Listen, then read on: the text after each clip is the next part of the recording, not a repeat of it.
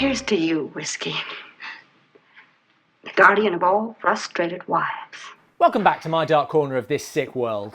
I'm not used to seeing you sober this time of day. The Leech woman opens on the troubled marriage of Dr. Paul Talbot and his wife, June. I can't even get a rise out of you. Right back at you. June's alcoholism is so serious it's turned her a funny colour. But the real problem is her age. Plastic surgery can't bridge that 10 years between us. Actually, the real problem is that her husband is a jackass. I know what I am. Who married her for money. Only love could make you look at me differently. And you never had that. He's working on an anti-aging formula. Old women always give me the creeps. I really should have chosen a different specialism. In his waiting room, June meets Marla. You are the one in my dreams of blood. Oh, why do I find it so hard to make friends? But this isn't Marla's only revelation. The brand of the Arab slaver who stole me and my mother from Africa and sold us across the sea. She's 152 years old, but who wants to live forever if you keep getting older? Nothing can reverse the aging process. Or can it? Marla uses a powder prepared by an African tribe. It's the secret of the high priest of Nandos. It's mostly chicken. But Paul will need some proof. Now we must wait a few minutes and then you can examine me again. And you will see for yourself that the Nipe hasn't slowed the aging process. Yep, in those few minutes I'll hardly have aged at all. Wisely, the movie cuts away so as not to draw attention to this. I've got a story to tell you that's fantastic. 2 minutes later, she was only 30 seconds older. Paul plans to lead an expedition to the land of the Nandos. June, I want you to come with me. I've got to test this on someone. Along with guide Bertram, they bring native bearers, tents, guns, dynamite, food, and of course, plenty of stock footage to point at. Take a look. See them?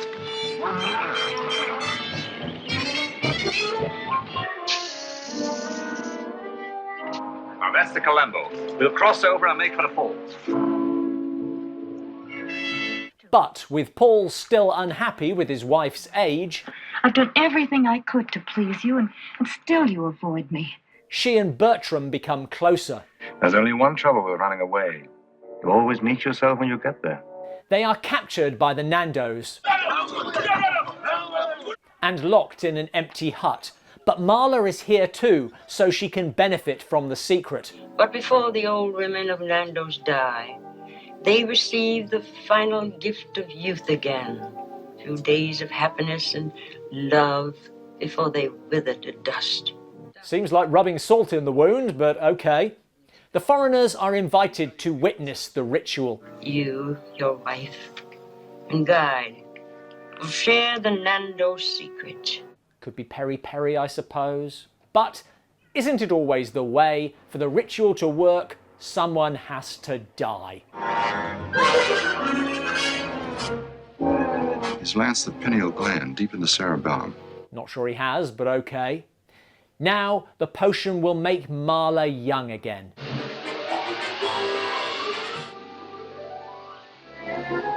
It also does her hair and makeup.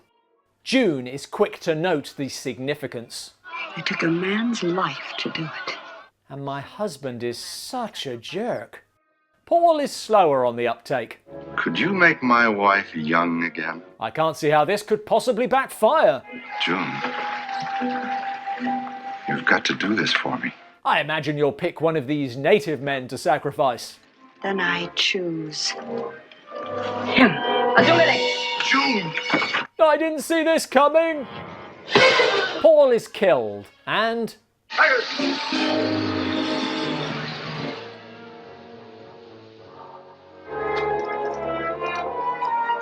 hair and makeup again, that potion is incredible.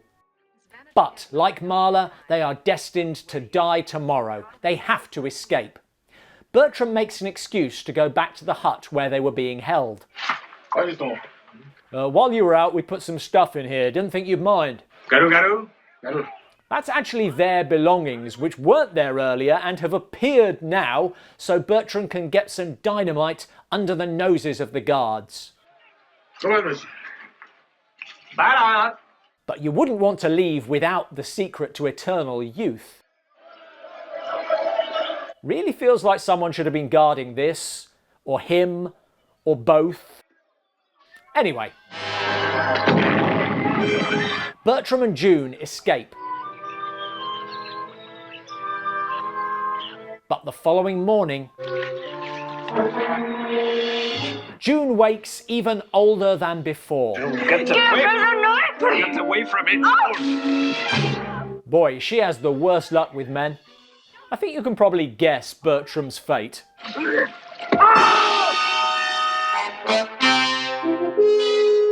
Back home, under an assumed identity, I'm her niece, Terry Hart.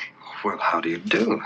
June enjoys her youth, seducing the fiancée of her late husband's receptionist, Sally.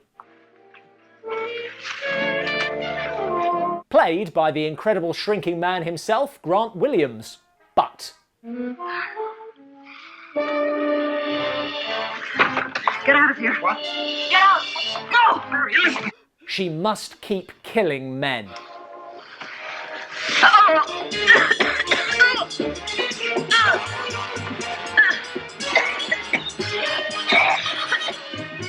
Sally finds out about the affair. Why don't you get out of here? This is the most persuasive little instrument, and if you don't want me to use it, you'd better hurry.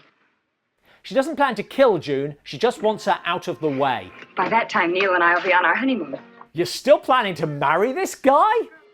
This gets her killed too. But It's not working. I killed Sally for nothing. doesn't work with a girl's pineal gland, and there's nothing left for June.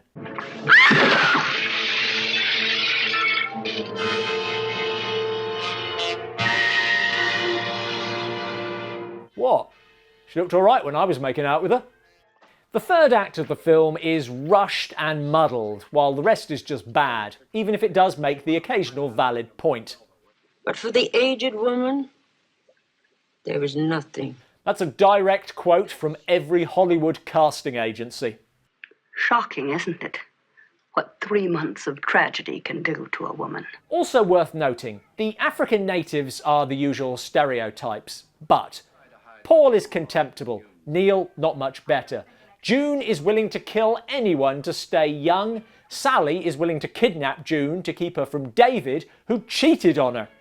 Marla is the only decent human being in the film. Which doesn't make the film any better, but it is interesting. That which none other than the Nandos has ever seen before.